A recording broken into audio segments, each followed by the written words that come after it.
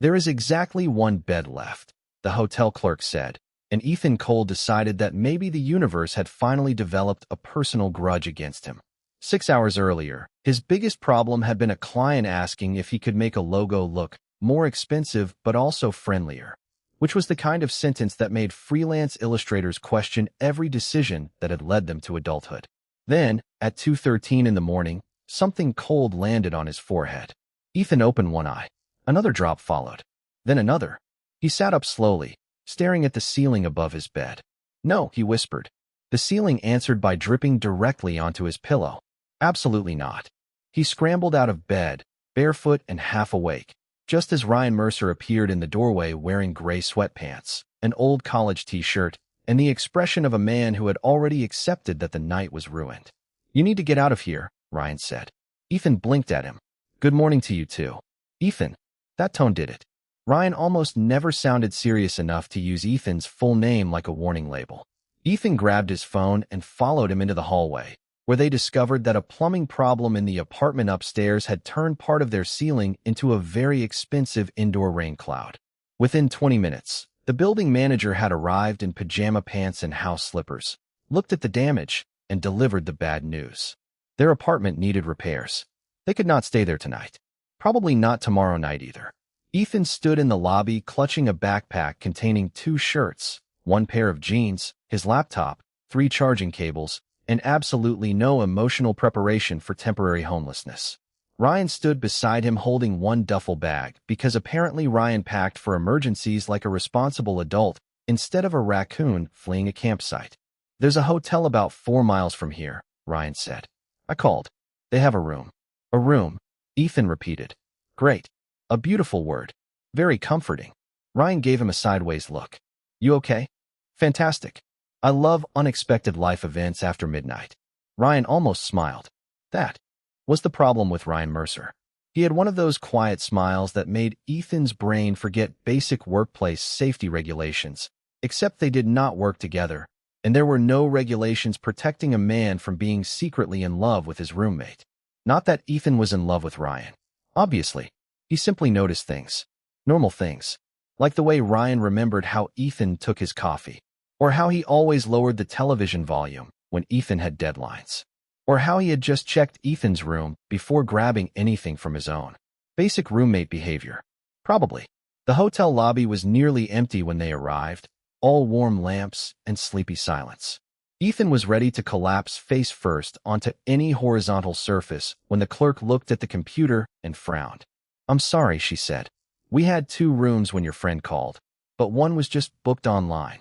Ethan's soul quietly left his body. Ryan leaned against the counter. "What's left?" The clerk hesitated. Ethan did not like that hesitation. "1 room," she said.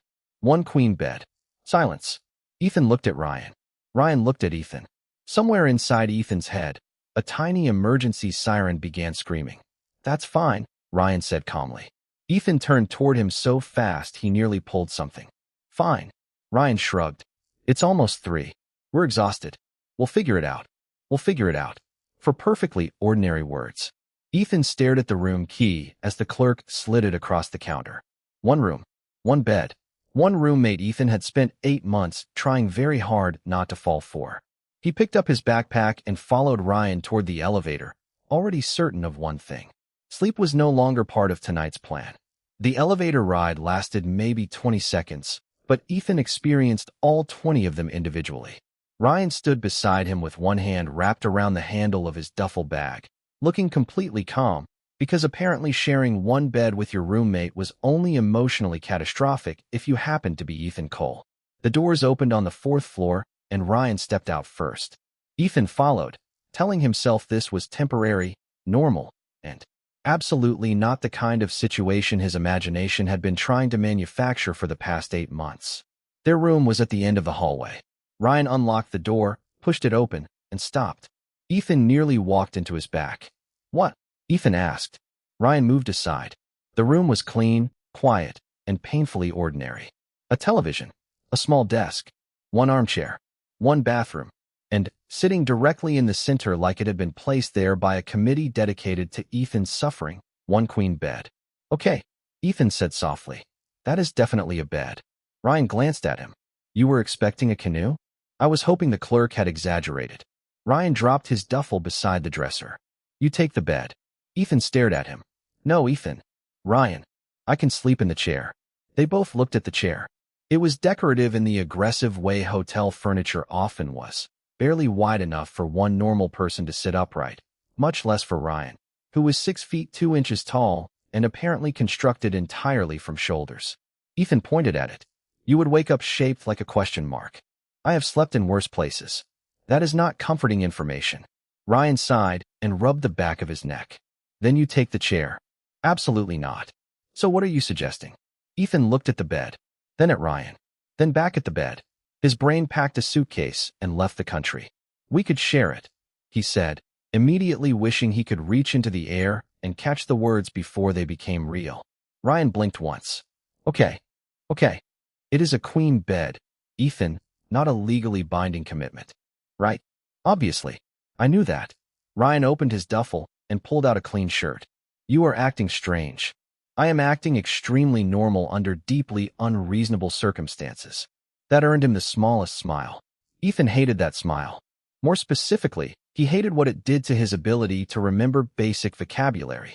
A few minutes later, Ethan emerged from the bathroom in a clean t-shirt and sweatpants and discovered Ryan arranging 3 pillows in a straight line down the center of the bed. Ethan stopped. What is that? A border. You built a wall. You look like you were about to file a complaint with management. Ethan put a hand over his heart. Thank you for respecting international boundaries. Ryan climbed onto his side and switched off the lamp. Ethan carefully got into the other side, leaving at least 6 inches between himself and the nearest pillow. Darkness settled around them. The air conditioner hummed. Traffic whispered somewhere below the window. Ethan stared at the ceiling. You awake? Ryan asked after a minute. Unfortunately. Try sleeping. Excellent suggestion. Have you considered medicine? Ryan laughed quietly, and the sound felt different in the dark. Softer. Closer. Ethan closed his eyes and counted backward from 100. He made it to 73 before the mattress shifted. Ryan rolled onto his side. Ethan opened one eye. The pillow wall remained intact. Good. Safe. Completely manageable. Then, sometime after that, Ethan finally drifted off. He did not know how long he slept before something warm closed gently around his wrist. His eyes opened. The room was dark. Ryan was still asleep, and Ryan was holding on to him. For several seconds, Ethan did not move. Ryan's hand rested lightly around his wrist, not tight, not demanding, just there, as if some sleeping part of him needed proof that another person was still nearby. Ethan stared at the ceiling and considered his options. Option 1, gently pull away. Sensible. Mature. Emotionally survivable. Option 2, remain perfectly still until sunrise and possibly lose circulation out of sheer awkwardness. Naturally, Ethan chose option 2. Then Ryan's breathing changed. It became uneven, shallow, almost uncertain. His fingers tightened slightly. Ryan. Ethan whispered. No answer. Ryan's brow pulled together in the dim light. He turned his face toward the pillow, and for the first time since Ethan had known him, he looked nothing like the calm, controlled man who handled broken appliances, difficult landlords, and grocery store arguments about expired coupons with the patience of a retired kindergarten teacher. He looked scared. Ethan forgot all about the hand around his wrist. Ryan, he said again. Louder this time. Ryan woke abruptly and released him at once. He sat up, breathing hard, eyes unfocused for a second before the hotel room came back into view. Sorry, he said. His voice sounded rough with sleep. Did I wake you? Ethan pushed himself upright. Technically, yes. Emotionally, I was already awake because my brain considers rest a personal weakness. Ryan rubbed both hands over his face. I am sorry.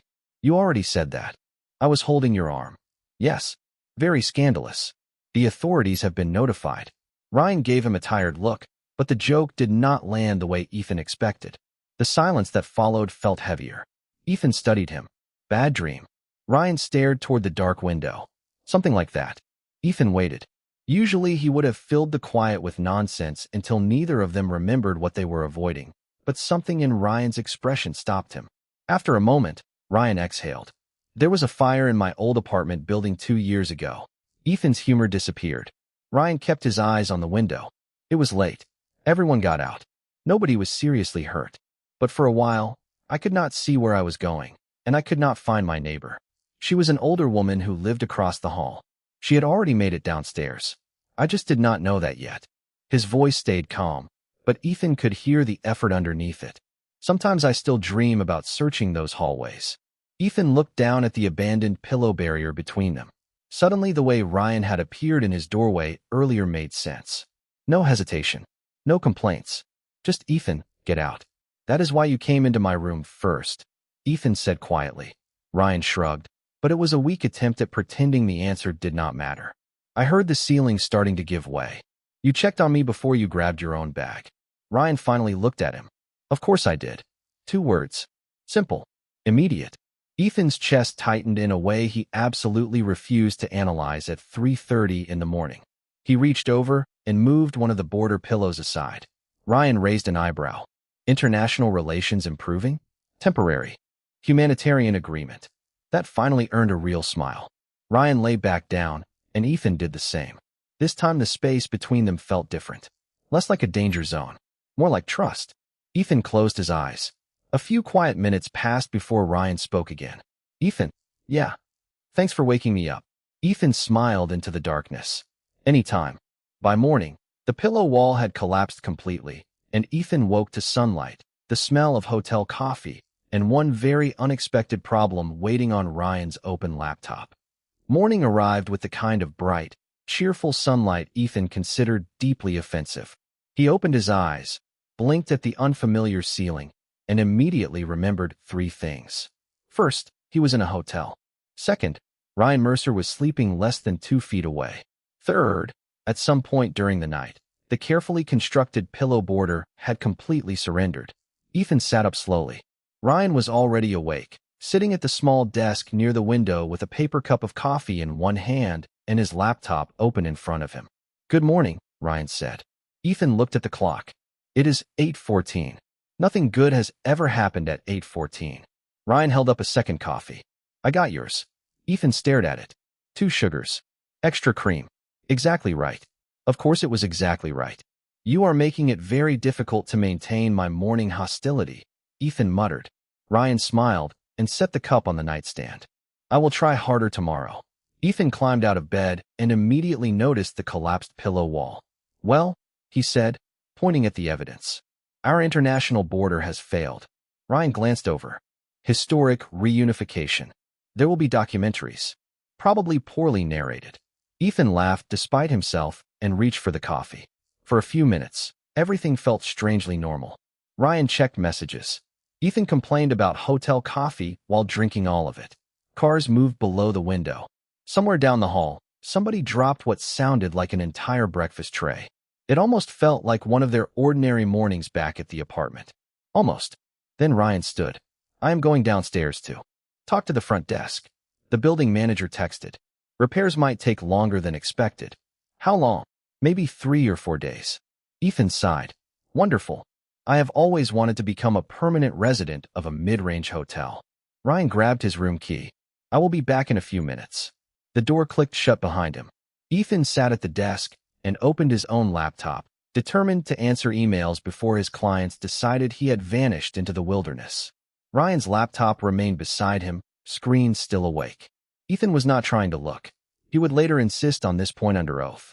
He simply noticed the notification because it appeared directly in his line of sight. Lease termination confirmation. Ethan froze. His eyes moved back to the screen. The email preview was short. Confirmation received. Move-out date approved. Thank you for submitting your notice. For a moment, Ethan genuinely thought he had misunderstood the words. Then he read them again. Move-out date. Approved. Notice. His stomach dropped. Ryan was moving out. Ryan had already decided. Ryan had already filed paperwork. And Ryan had not told him. The hotel room suddenly felt too quiet. Ethan leaned back in the chair, coffee forgotten beside him. Maybe there was an explanation. Maybe Ryan was ending some old lease. Maybe it had nothing to do with their apartment. Maybe Ethan was inventing disaster because his brain enjoyed recreational suffering. Then he noticed the property name at the top of the message. Their building. Their address. Their apartment. Oh, Ethan whispered. That single word felt embarrassingly small. The door opened a moment later. Ryan stepped inside carrying 2 breakfast bags. Good news. They extended the room for another night. Ethan looked at him. Ryan stopped. What? Ethan glanced toward the laptop. Ryan followed his gaze. The color seemed to drain from his expression. Silence expanded between them. Ethan stood slowly. You are moving out. Ryan set the bags down. Ethan, do not Ethan me. You filed a move-out notice and somehow forgot to mention it. I was going to tell you. When? After the furniture disappeared? Ryan's jaw tightened. It is complicated. Ethan laughed once, but there was no humor in it. No. Complicated is our ceiling turning into a sprinkler system at 2 in the morning. This is a decision. Ryan looked away. That hurt more than Ethan expected. Much more. How long have you known? Ethan asked. Ryan did not answer immediately. A few weeks. Something inside Ethan went very still. A few weeks, he repeated. Ryan looked back at him. I can explain. Ethan folded his arms, trying to hide how suddenly cold he felt. Then explain why my roommate was planning to disappear from my life without telling me. Ryan did not answer right away, and Ethan discovered that silence could be much louder than arguing. The hotel air conditioner hummed near the window. Somewhere in the hallway, a housekeeping cart rolled past with a soft rattle. Ryan stood beside the desk, shoulders tense, eyes fixed on a spot just beyond Ethan, as if the beige wallpaper had suddenly become fascinating. I was not planning to disappear, Ryan said finally. Ethan let out a short laugh. That is a very creative interpretation of moving out without telling me. I said I was going to tell you. When? Before I left. Excellent. Very considerate. Maybe you could have left a sticky note on the refrigerator. Ryan's expression tightened. Can you stop joking for 1 minute? The words landed harder than Ethan expected. His smile vanished. I joke when I am uncomfortable. I know. Then congratulations. I am extremely uncomfortable. Ryan looked at him now. Really looked at him. Why? Ethan stared. Why? Yes. Why does this matter so much? For one terrible second, Ethan had no answer that felt safe. Because you are the first person I look for when I get home. Because the apartment sounds wrong when you work late. Because you remember my coffee order, and I remember which cereal you pretend not to like, and somehow that became my favorite version of ordinary. None of those sentences made it out. Because we are roommates, Ethan said instead. Ryan's eyes changed slightly, disappointment passing through them, so quickly Ethan almost missed it. Right, Ryan said. Roommates. Ethan hated the way he said it. What is that supposed to mean? Nothing. Ryan, you want an explanation? Fine. Ryan walked toward the window, then stopped, both hands resting on his hips. I have been trying to figure out how to do this without making things worse. Making what worse? Ryan turned around. This. Ethan gestured between them. That is very specific. You know what I mean. I genuinely do not. Ryan gave a quiet, humorless laugh. Of course you do not. Ethan felt irritation spark through the confusion. Then explain it to me like I am 5. I am not doing that. Why not? Because I have spent months trying not to say the wrong thing. Ethan went still. Months. The words seemed to change the temperature in the room. Ryan looked down, then back at him, and when he spoke again, his voice was quieter. I thought moving would make things easier. For who? For me. Ethan's anger faltered. What does that mean? Ryan took a breath, slow and controlled, like someone standing at the edge of a decision he had avoided for too long. It means living with you is getting difficult. Ethan felt something twist painfully in his chest. Wow. Okay. That came out wrong. No. Actually, that was impressively clear.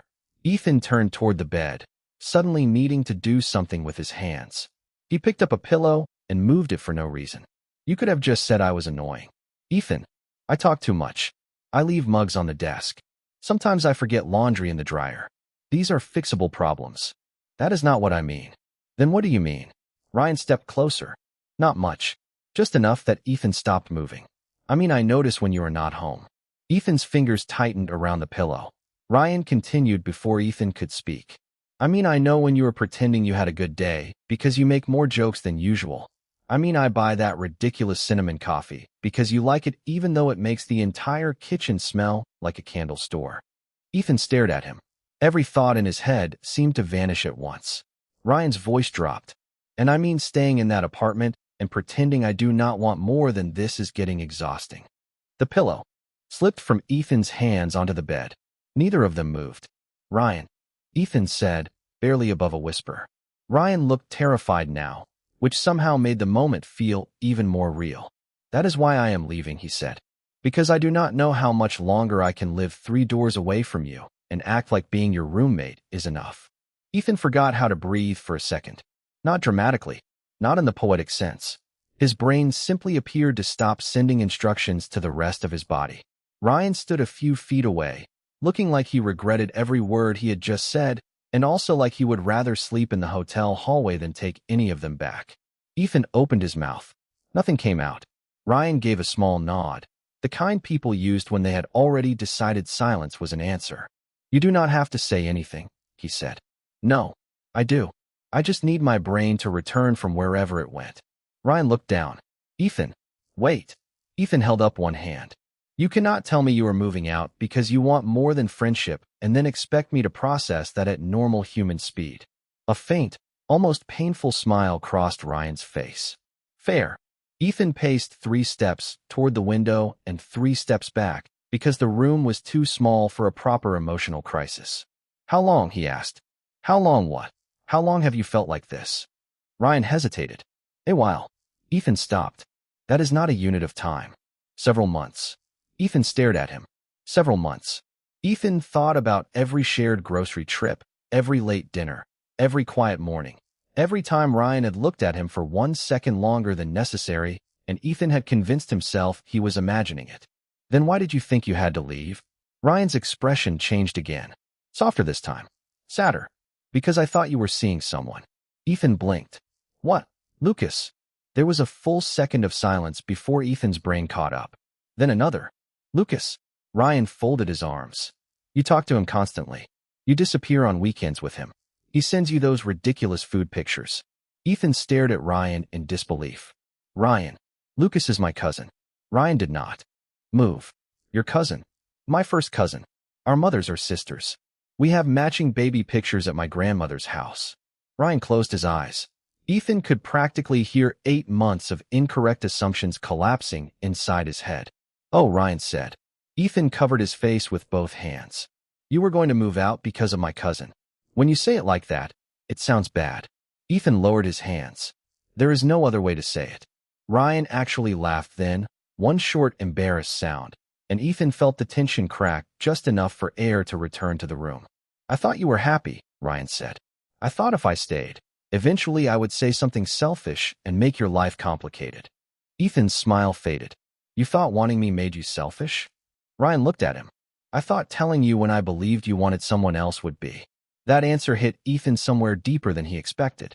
Ryan had not been running away from rejection. He had been trying to avoid becoming a problem in Ethan's life. Ethan sat on the edge of the bed. You could have asked me. I know. You could have said, Ethan, is Lucas your boyfriend? I know. I would have laughed for 10 minutes, but then I would have answered. Ryan sat in the chair across from him. I know. Ethan looked down at his hands.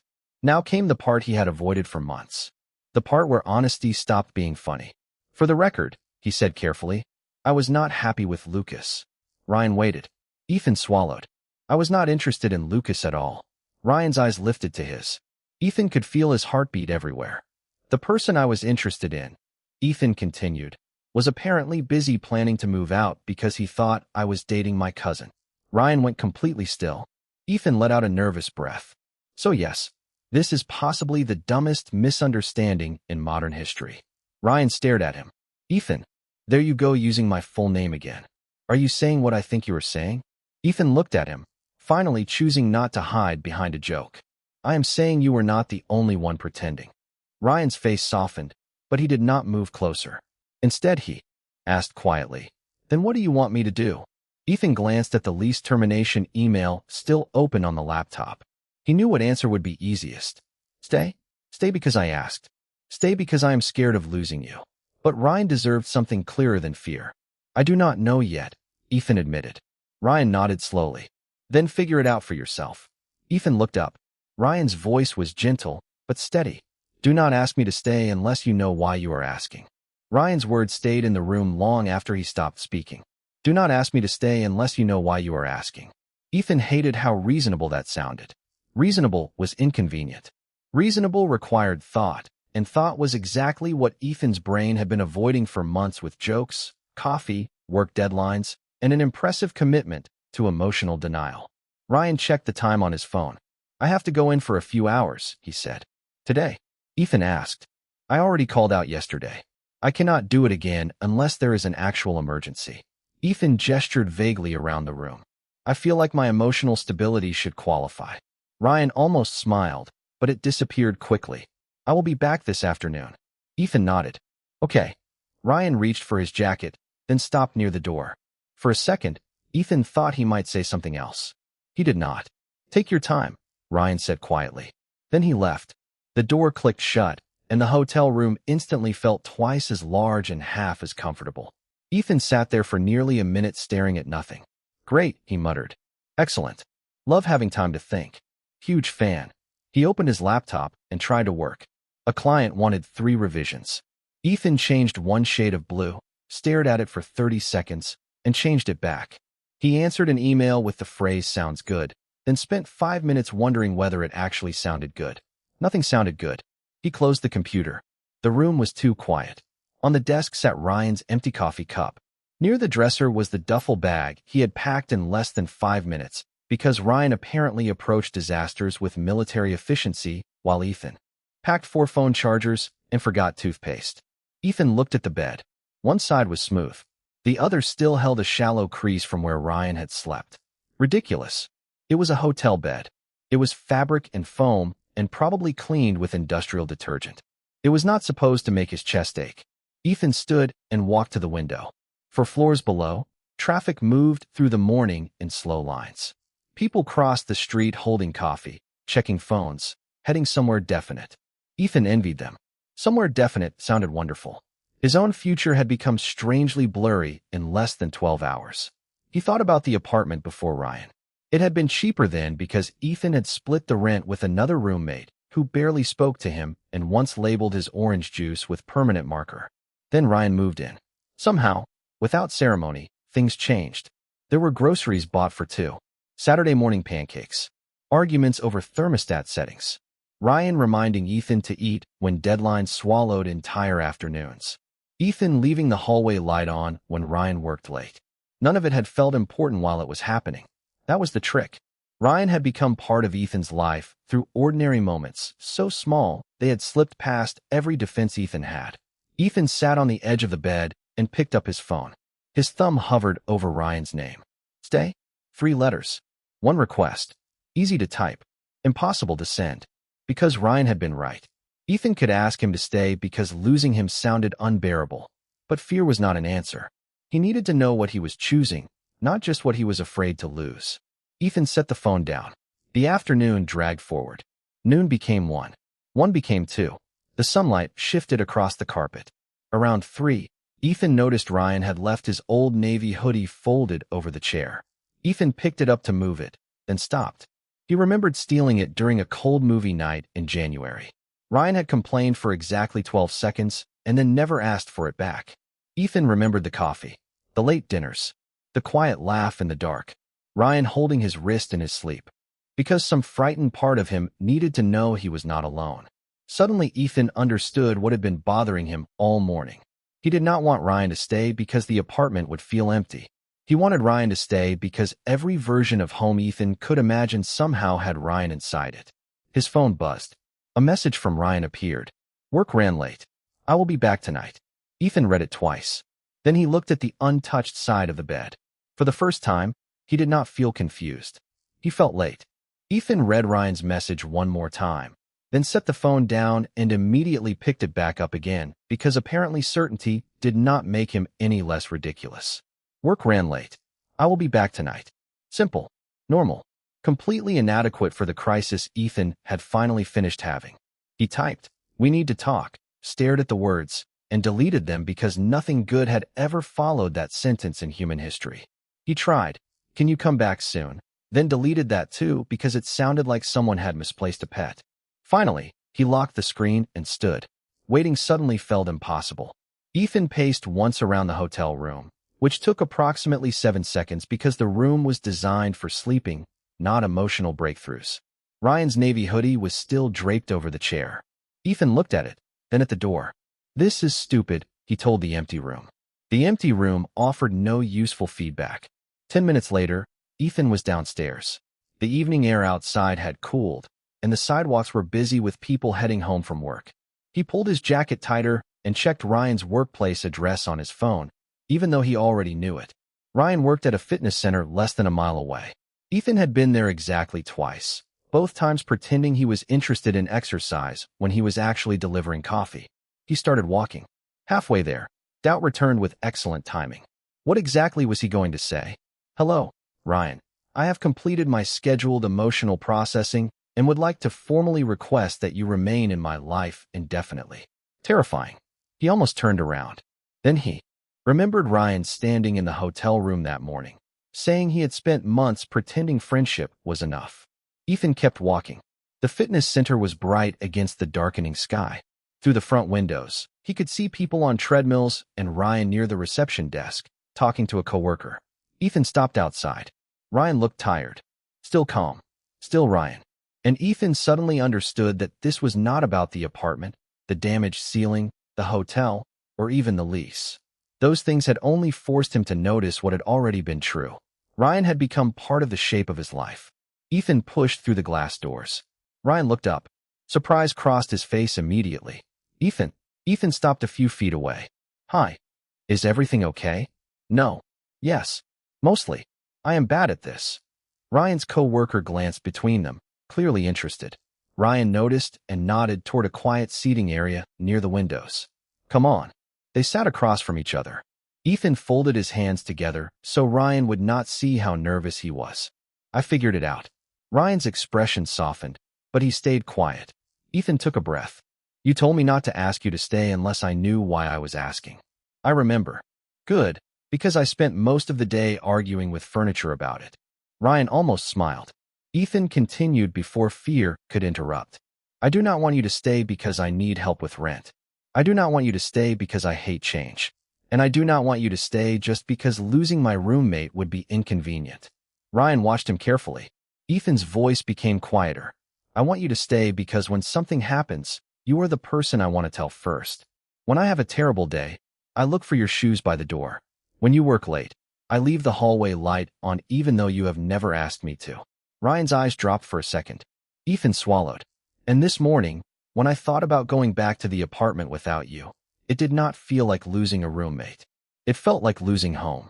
Ryan looked at him again. For once, Ethan did not make a joke. "I want more too," he said. The noise of the fitness center seemed to disappear around them. Ryan leaned back slowly, almost like he needed the distance to understand what he had heard. "Are you sure?" Ethan nodded. "Terrifyingly sure." Ryan's shoulders finally relaxed. Then he smiled, small and genuine, and Ethan felt something inside him settle. "Okay," Ryan said. Ethan blinked. "Okay. You seem disappointed. I just delivered the most emotionally responsible speech of my adult life." Ryan laughed. "What response were you expecting?" "Possibly applause." Ryan stood. "Give me 10 minutes to finish up." Ethan looked up at him. "Then what?" Ryan's smile softened. "Then we go back together." 10 minutes later, Ethan was standing outside the fitness center with Ryan beside him, wondering how a person could confess his feelings, receive exactly the answer he wanted, and somehow become even more nervous afterward. Apparently, emotional clarity came with hidden fees. The walk back to the hotel was quiet at first. Not uncomfortable, just new. Their shoulders occasionally brushed as they moved through the evening crowd, and every tiny contact made Ethan strangely aware that nothing between them had technically changed yet, while somehow everything had. "You are thinking too loudly," Ryan said. Ethan looked at him. "That is not physically possible. With you, I am starting to reconsider." Ethan shoved his hands into his jacket pockets. "I am simply adjusting to the fact that my roommate has apparently liked me for months while maintaining the emotional expression of a customer service representative." Ryan smiled. "You were dating your cousin in my version of events. I will never let you forget that." "I know." By the time they reached the hotel, Ethan was laughing again, and the knot that had lived in his chest all day had finally loosened. Upstairs, the room looked exactly as they had left it.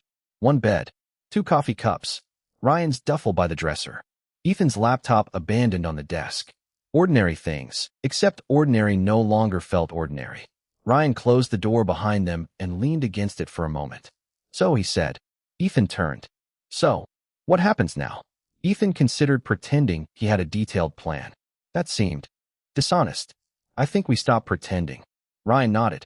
That seems manageable. And you cancel the move-out notice. Tomorrow morning. Ethan pointed at him. I want confirmation. Would you like a printed copy? Framed, ideally. Ryan laughed, and Ethan smiled because that sound had become one of his favorite things without permission. A quiet moment followed. Ryan stepped closer, but stopped with enough space between them for Ethan to choose what happened next. Can I ask you something? Ryan said. Depends. If this is about Lucas again, I am leaving. It is not. Ryan's expression softened. Can I kiss you? Ethan's carefully prepared collection of jokes disappeared. That question should not have been complicated. It was only 5 words. Somehow, it felt like every small moment of the last 8 months had been leading there. The coffee waiting outside his door. Saturday pancakes. The hallway light. Ryan checking Ethan's room first when the apartment flooded. The hand around his wrist in the dark. Ethan nodded. Yes. Ryan leaned closer and kissed him gently. Nothing dramatic happened. No fireworks. No music. Just warmth, hesitation, and then the quiet certainty of something finally being allowed to exist. When they pulled apart, Ethan stared at him for a second. Ryan raised an eyebrow. What? I am deciding whether that was worth 8 months of emotional incompetence. And Ethan smiled. Unfortunately, yes.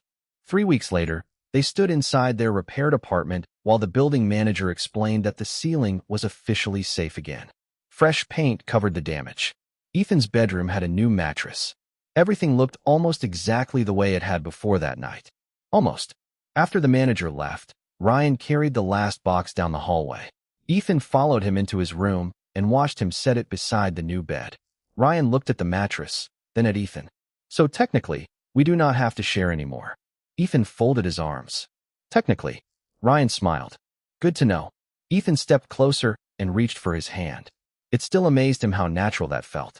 Also, Ethan said, I checked the lease portal. Ryan sighed. Of course. You did. Your cancellation went through. Happy. Ethan looked around the apartment. 2 coffee mugs waited in the kitchen. Ryan's shoes were by the door. His jacket hung beside Ethan's. The hallway light was on even though neither of them needed it. Ethan squeezed Ryan's hand. Yeah, he said. I think I finally am.